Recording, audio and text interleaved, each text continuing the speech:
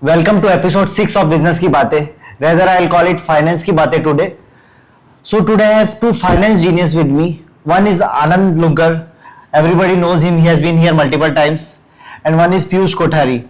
So I'll rather ask them to introduce themselves. Piyush ji, please introduce yourself. Thank you, Shay, for having us here. I'll straight come to the point. I have spent about 15 years in the Indian capital market, not just observing it, but living through it. Living through the obnoxious downsides that the markets have shown to the world, to the euphoria that we have seen in the bull markets times. So it has been an interesting journey of the last 15, 16 years that I've been, a part of this market. I've been also managing public money in the form of Waterfront Capital, a boutique wealth management outfit through which I advise people on how to go about their personal finances. I would rather say it's not about managing money, but it's mostly about managing emotions for these high net worth individuals and family offices. Thank you once again, Shreya. Yes, Anand, you go ahead. So basically, thanks Shreya and Piyush for today's podcast. So for me, I manage, you can say that a global taxation. So from tax planning to tax optimization, I always believe that a taxes saved is adding something to your wealth. So that's it from my side. Okay, so I'll straightly get to the point. Piyush, I will ask you the first question. So, is market expensive right now, or is just starting of something bigger? I think it's a very interesting question that gets asked at various forums to wealth advisors specifically. What I believe is, everybody keeps talking about the participation in the market. I strongly believe that a lot of people in Indian markets are participated, but very few are invested. What I mean by that is very simple. Markets will be expensive at a particular point in time. It will be over expensive at a particular point in time, and it will be cheap at some point in time. What is the most important thing is basically the process that you need to identify for your portfolio and just follow that blindly. You will certainly be making wealth for yourselves. Now coming to the market valuations, I feel Nifty 50, which is the broader index of the country, is all thanks to the war-like situation that's going, not war-like, a war situation that's going on in the Middle East and the West Asia. What's really happening is, Nifty has been trailing at about 21-ish, which is the 10-year average of Nifty's valuation. I'm not saying it's cheap, but it's fairly valued from that perspective. And Anand, what's your point on market? See, for me, the market is the best way to transfer a wealth from impatient to patient. Like as he's saying that a lot of people are heavily, you can say that invested, but they are not invested from a long-term horizon. So specifically the retail investor point of view. And always I believe in the very beautiful saying that a bull market are born on the basis of, you can say that pessimism, grow on skepticism, and mature on optimism, and die on euphoria. And today it's a mixed combination of everything. Like Piyush mentioned that here is that no doubt Indian market is looking forward, like India, US and Japan markets are expensive. And even the Warren Buffett, Piyush, what you were saying that it's heavily sitting on the cash reserve as waiting for the right opportunity.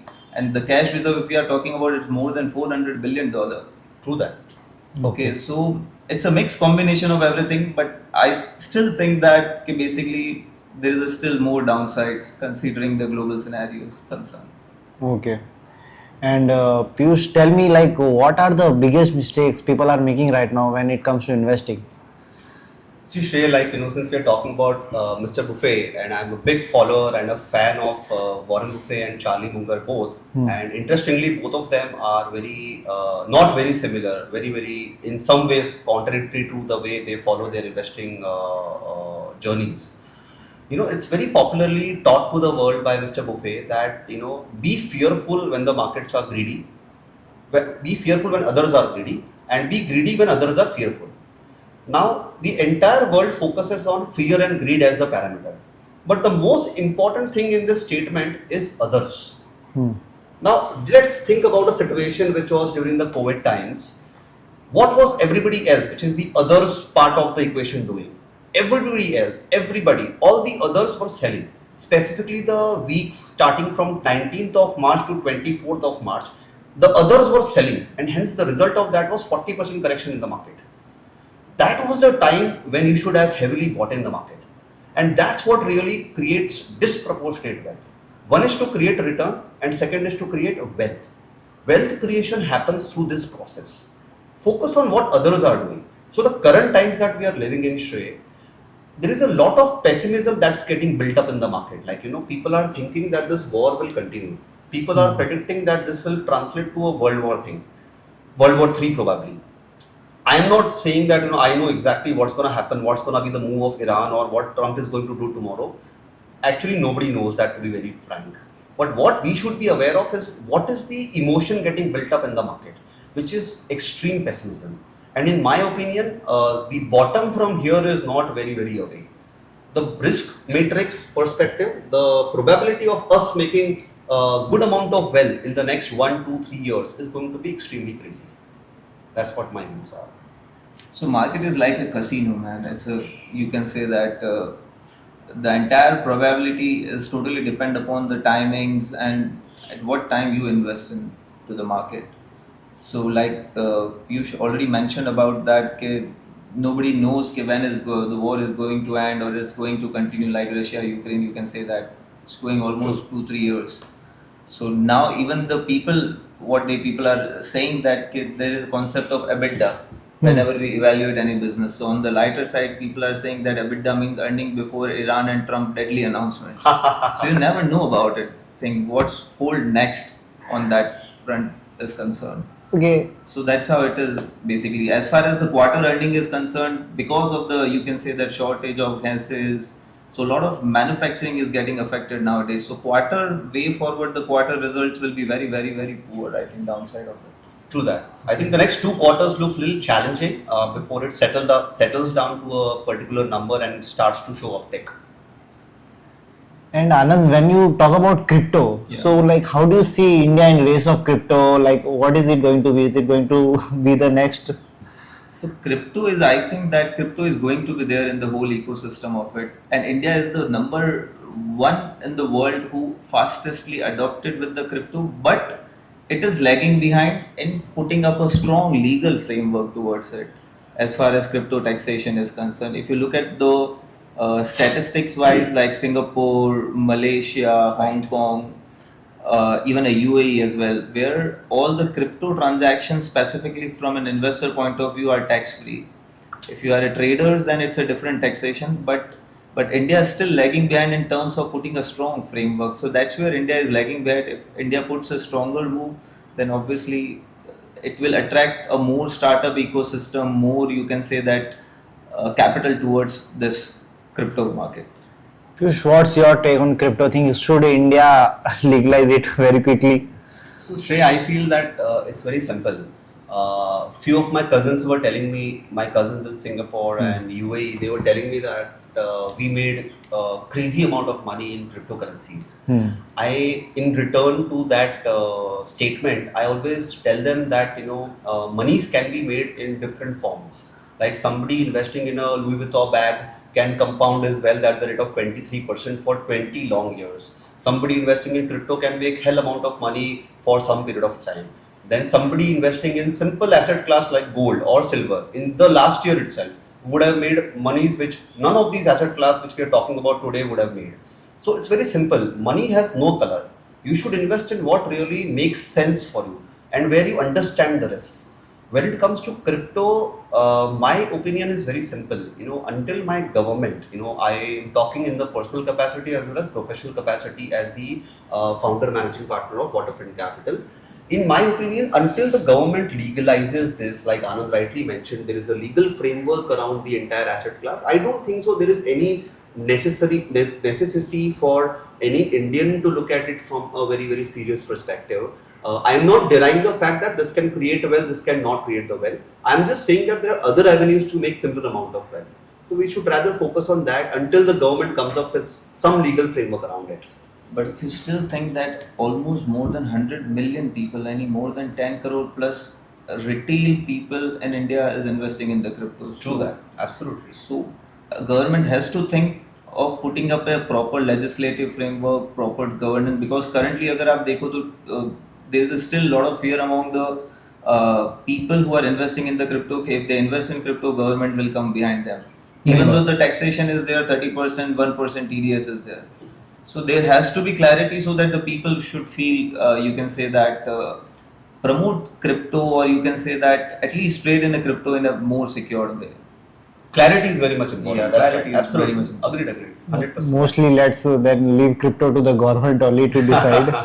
Absolutely. When it comes to mutual fund and PMS, does it actually beat the market? Very interesting question, Shrey. This is the top of the town. Everybody keeps talking about passive investing versus active style of investing. So my sense is very simple. If you want to generate return on your portfolio, I think index fund or passive style of investing should really make sense. You will definitely be able to compound your wealth at a particular, say 10-12% kind of a CAGR growth. Like if you see the GDP growth of our country is close to 6%, real GDP growth.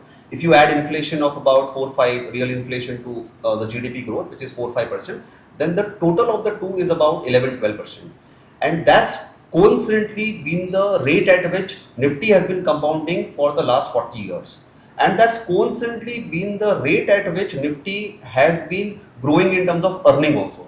Because earnings, the prices of the Nifty are slaves to the earning of the Nifty. So coincidentally, everything is not coincidentally, but mathematically also they should work hand in hand. So they've been going the same way. So if you want to really hug the benchmark, there is nothing but passive investing. You basically get into index fund and be invested there. You will create some amount of return for yourself.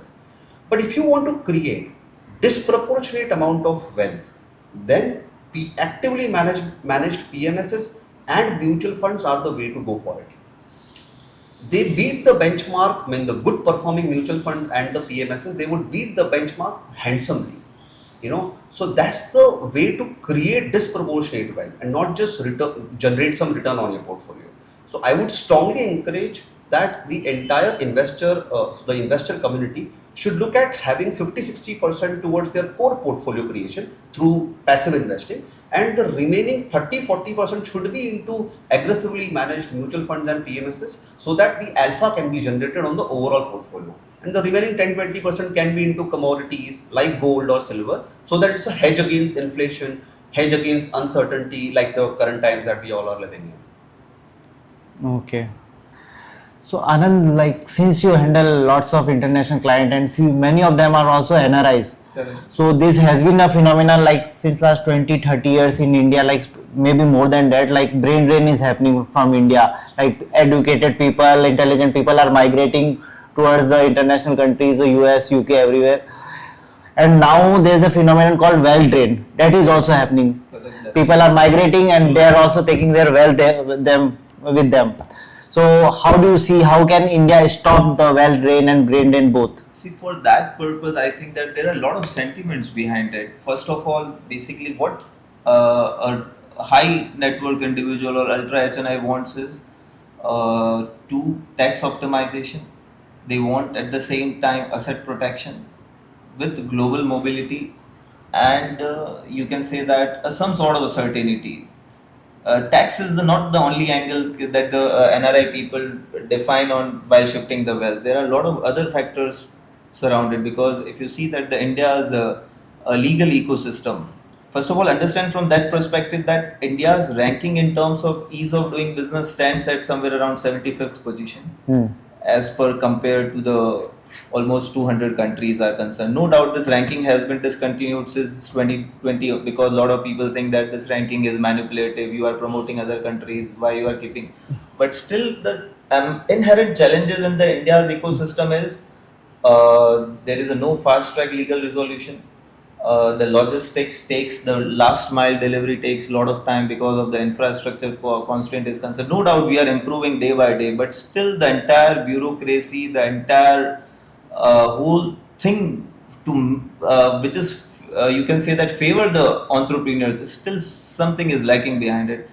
That's why a lot of HNIs are shifting their wealth to the other tax-free havens, so that they get better global mobility. Like for an example, I can say that nowadays apart from, you can say that people are investing in the overseas market and all, people also started investing in holding a multiple residencies of other countries. Like for an example, I can say that people invest in the European market Golden to visa. get a golden visa. Okay, and that investment is pretty cheaper. You can say that you can if you invest 5 crore, then you get a global mobility of around 180 plus countries visa free. Okay. Absolutely. Okay, so in Europe, you can say that Greece, Portugal, Italy, and even Malta, and a lot of Caribbean island nation, they give you a free passport as well. Just doing certain investments, either in terms of a donation, either in terms of a treasury bonds of the government, but that investment is not more than 5 crore. That's So right. for these are the kind of accessibility so that the people can enjoy the global mobility very faster, and at the same time there is a certainty of taxation if you plan it in a very well manner, because HNI believes that they cannot reduce their taxes by earning less. They always optimize it by structuring it more better. Sure. So then how can those HNIs and NRIs can use Gift City there? So Gift City per se is concerned, I always say that Gift City plus crypto framework is the future of NRI investing. So lot of NRIs through international financial service centers there, they invest through family offices, they invest through AIF structures into the emerging market as well as the Indian market is concerned. And what are the key benefits of it? No capital gains tax, no security transaction tax, no commodities transaction tax, and no tax on the interest and dividend income. So government plan is making Gift City as the next Singapore from Yes, the sir. Indian market is concerned. Okay. So now let me challenge you both. So if someone has a 1 crore rupees, so what should he do? Should he directly invest into equity and then relax, or you have some other points? I think, in my opinion, investing into equity 100% would be quite optimistic about our country and the capital market. I'm not saying I'm not, but I think I'm a strong follower of a process and the discipline as far as markets are concerned. So if anybody having a crore rupee to invest, I strongly feel one should participate in equity in tranches, in a tranched way. In the next 6 months to 1 year is when one should time the entire investments into the Indian equity market, and till such time be invested into a high quality fixed income paper or a fixed income mutual fund, so that you continue to earn at least inflation beating return at least. So that's how I think I would like to position the portfolio. Within that 1 crore, Shrey, I think about 50-60% only. If you're a conservative style of investor, which I'm not, so I'm not a representative of the Indian investment market.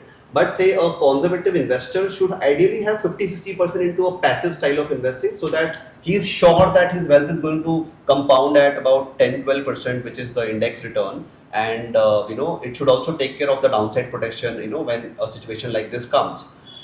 Plus, and then on top of it, about 30 to 40% should surely be engaged into high quality, actively managed fund managers, which should ensure that your index returns are beaten by a handsome 5 to 6% in a long run, and the remaining 10 to 20% has to be towards alternate. Alternate could be private equity investment, could be commodities, could be some startup that one would like, so on and so forth. That's about it. Yeah, that's what I feel. So should be for the way to me, go. basically, I always invest in being a chartered accountant. For me, risk capital protection is more important to me. So I allocate 50% my portfolio to fixed return instruments like bonds, government. Sovereign gold bond is a better option. I always say that rather than holding it gold. And 50% out of it, I would say that you should have 10% FI investment, 10% I invest in cryptos, which is going to be the future of the any cryptocurrency. But for me, my favorite is BTC or Ether, and 10% you allocate to the startup funds basically. And on the startup funds means the future companies like AI, the recycling companies, and all. And the remaining 30% you can allocate to the large cap funds, and another should be index funds, and one should be the SME funds. Okay. This is And one. how's the approach of these middle class versus HNI and family office? Middle class investor versus someone HNI. So is the approach different? So Shrey, interestingly, I was studying the other day. Last 2 decades, like 20 years, the Nobel Prize in economics is not given to a mathematician. It's not even given to a financial expert. It's actually given to a psychologist. 20 years, last 20 years, the Nobel Prize in economics is going to a psychologist. You know, so what that explains us to the world is that investments and economics of investments is not a finance decision. It is an emotional decision. It is. It is psychology that drives your returns. Unfortunately, the retail class would focus on कितना पैसा बना पिछले 1 साल में, पिछले 6 महीने में, पिछले 2 साल में. जैसे पिछले 1 साल में gold has given so much of return, silver has given frenzy of return that nobody even imagined in the last 3 decades. While it has cooled down a bit, but even then it's looking so handsome. Like for the last 1.5 years, that retail is now chasing commodities at this stage. That's the problem with retail as an investor class. They would chase just historical return कि कितना पैसा बनेगा. On the contrary, these HNIs and family offices, by virtue of working very closely with them to manage their wealth, what we learn from them is they do not focus on the idea of return generation. They focus on 3 very important things. First is risk on the portfolio. How much is the risk that I am willing to take, or how much is the risk that my portfolio is associated with to deliver that kind of return? Second is asset allocation. कि कितना equity में रहना चाहिए, कितना should be in fixed income, so that I am able to navigate all kind of situations in the next 1 decade, 2 decade to come. Because they don't think short term. They don't think कि next 1 साल में क्या होगा. They think कि next 10 years में wealth कैसे create होगा. And the third most important thing is consistency. कि मेरा wealth बनना चाहिए but consistently बनना चाहिए. ऐसा नहीं होना चाहिए कि today I am investing into an asset class which is up by 60% in first year and down by another 40% in the second year. So that's too much of volatility. It's too much of beta on the portfolio. So these 3 things, which is the asset allocation, the consistency of return, and the entire overall portfolio framework, makes the entire HNI and family office as a different investor community than the retail investor community. So like middle class and retail, you are saying like they focus on instant return Instant gratification. and other focus on wealth creation. Because इसका statistic भी है, last 5 सालों में जितना demat open हुआ है ना, वो मुझे नहीं लगता कि उससे पहले कभी ओपन हुआ है. कोविड के टाइम से बहुत ज्यादा ओपन होने लगे. Because of the euphoria, अरे मार्केट में पैसा बन रहा है, no doubt because the SME listing is happening. So I always say that कि I always invest in a company जिसका मार्केट कैप 10,000 करोड़ से ज्यादा है, ताकि एटलीस्ट उसमें एक कंसिस्टेंसी पैटर्न, स्टेबिलिटी है. अदरवाइज तो बाकी सब स्पेक्युलेटिव है. Then like algo trading, then there comes algo trading. Then what is the future of algo trading in India? I think algo trading is the future. Like it is the thing which nobody is debating that ऐसा होगा या नहीं होगा, because it already हो रहा है. Like in the Western market, statistically 90% of the entire market is done through algorithmic trades or quantitative trades, which are rule-based, parameter-driven. But it is very important to understand. India, is it how much India percent? में, if you see, almost 30% is already automated. Like automated means either quant-based, rule-based, parameter-driven kind of a market setup. यानी bots are taking a decision. You should not have apply your own emotional intelligence on it. जैसे हम कहते हैं investment में सबसे बड़ी चीज होती है साइकोलॉजी. It is. So जो algo trading है उसमें psychology is not really concern. The bots, the algos will ensure that they take decisions based on some parameters which are rule based. So सबसे इम्पोर्टेंट चीज ये है इसमें श्रेय कि हमें ये नहीं सोचना चाहिए कि algo, while it is definitely going to be the future, but it is not going to reduce the risk or take away the risk completely. Only thing which is happening is it's changing the form of risk. The format of risk is getting changed, but risk is definitely there. So anybody taking a decision to invest in algo should ensure that he understands the risk associated with algorithmic trades and all. So like stop loss and everything algo is taking care of. So ensure, yes, algos are taking care of the predefined stop losses, the predefined daily stop losses, plus the maximum drawdowns, they call it, like the maximum loss that one can ever make on the portfolio. They are taking care of all that thing. But the retail, while investing, should not just look at the returns like they always do. They should also look at the risks associated with the returns. How much risk are you willing to take to to realize the return that we are talking about. So that's what algo trading is all about, but it's definitely going to be the future of investing. Okay. So to sum up and have the last segment of this mini podcast, Sure. I'll have some few quick questions for you guys.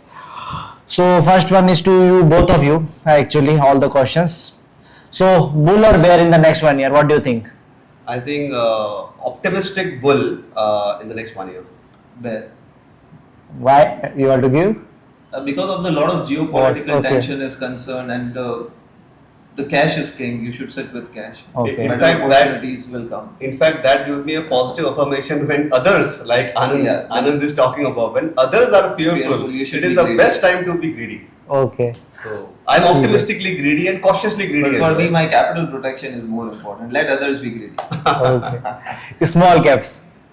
Small caps, I think I'm very bullish on small caps, versus the mid cap, because small caps have definitely fallen into a very healthy valuation zone, while they are slightly overvalued to the mid caps and large caps in the current times also, in spite of so much of correction.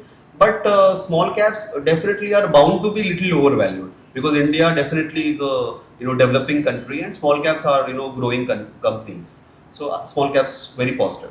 For me, small caps only restricted to the futuristic companies. Rest other companies are operator driven. So it's a big scam for me. Okay. 3 mistakes to avoid. In which, in tax planning or Marketing. in the market? We will answer the Market. veteran. I think 3 important mistakes to avoid. One is asset allocation. What happens is, Shrey, 95% of the money is made because of asset allocation. 5% of the money is made because of market action. Problem with the current times is that 95% of the discussion happens around market action. Kal kya hoga? Market kya lagta hai? Interestingly, that's a common question asked by everyone. But 5% importance is given to asset allocation. So asset allocation, the foremost thing. Second, discipline. Discipline of investing, discipline of following the process, discipline of following a particular system. And the third, defining a goal for yourself. Don't invest in any fund just like that because Anand is investing, because Shrey is investing, I will also invest. Not like that. Maybe something which is working for you may not work for me. Quite often investors tell me that I'm invested into a particular fund from DSP Asset Management Company. I ask them which fund. They have got so many funds. Which fund are you invested into? They are not aware. But if I ask them कि which model of car do you drive, they'll be able to tell me. कि मैं BMW X1 चला रहा हूँ और top line चला रहा हूँ, कौन सा चला रहा हूँ सब पता है. कौन सा आईफोन खरीद रहे हो वो भी पता है. आईफोन 14 Pro Max है या 17 Pro Max है वो भी पता है. बट फंड का नाम नहीं पता. That's the irony. So next question, 1 crore, where will you put today? Exactly where will you put? So the 1 crore, say 100% of the money I will be deploying. Out of the 100% of the money, 50% would be going into passively managed funds, including ETFs and index funds. Then 30% into actively managed mutual funds, and 20% into alternates, mostly a combination of gold and startup investing. The 80% of the money which is invested into actively managed funds and the passively managed funds, which are mutual funds. On top of that, I would like to also run algo strategies in option selling, which should give me another 8-10% of healthy return due to the expertise that segment carries. So that should enhance my return in a way on the entire portfolio. I'm targeting close to 15 to 18% CAGR growth on the entire portfolio for the next 10 years. Okay. So 3 mistakes to avoid as far as taxation is concerned. Don't believe in WhatsApp University Gyan, because that's very dangerous. People share me always reels, clients stating that कह रहे ये तो ये provision बता रहा है. Boss वो सिर्फ viral बता रहा है आपको facts, जिसके underlying provision they are not sharing it with you. The second most important is that कि basically a lot of people get lured or attracted by the immediate returns rather than thinking about the post-tax returns. So always post-tax returns matters to you. And the third most important thing, there is a very small difference between the tax avoidance and tax evasion. A lot of people get into tax evasion in order to save massive taxes, but they end up paying heavy penalties because of a lot of substance-based provision, GAR provision, FATCA reporting, CRA reporting coming into the framework. So if you want to build a long-lasting institutions, becomes more sustainable, then always think that structuring always matters than a small time tax planning. Absolutely. Okay. So my last question to both Yes. of you. So why do most people never build real wealth? That's because of, I always say that only three words, because they are not consistent, they are not disciplined, and they got even distracted by a lot of you can say that the wrong informations. That's why. See, in my opinion, Shrey, three words which has destroyed wealth like anything is this time it's different. Three words. This Okay. time, four words, sorry. This time it's different. Why do I say that? Is very simple. I once asked a very renowned investor in our country that, sir, how much money did you lose when the COVID crash happened? The market saw a fall of about 40%. How much money did you lose? He said, I lost nothing. And I asked him surprisingly, how is it possible, sir? The entire market crashed by 40%. How can you lose nothing? He said, because I did nothing. When I invested pre-COVID times, and when the COVID started and the COVID, gave us a fall of 40%, I did nothing. So my portfolio saw a mark-to-market correction of 38-40% or whatever, but I reacted nothing to it. I did nothing, absolute zero activity. And when it actually bounced back, I made so much of money. And that really was a wake-up call for me, and also, an answer to your question as to how is wealth generally created. So in markets, what is more important is not to make money. The most important thing is how to understand not to lose money. If you are able to understand that mathematics, you will naturally make money, because market's fundamental nature is to go northward. But the problem with all of us who do not make money in the market is a lot of action, lot of activity. People who want to do something, they don't like the boringness that the market offers. But the returns are coming only because of the boringness. So sometimes doing nothing rewards you better than your competitors. And it has been like saying, boring things give you more money. Like obviously, also the boring businesses also I have heard. Gives you a lot of money. Correct. Very interesting. That's right, Shay. So great having you, both of you, Piyush and Thank Alok. you, Shrey, It was like always. quickly 40-minute insightful. Thank you. Much appreciated, Shrey. I think the questions were very aptly asked. I strongly feel the viewers should benefit out of the insights that even Anand had shared, around taxation and around cryptos. Most importantly, I also had so much to learn from him actually. And I have one question for you. When are you improving your pickle and paddle game? So you can never beat me anyways. Chalo.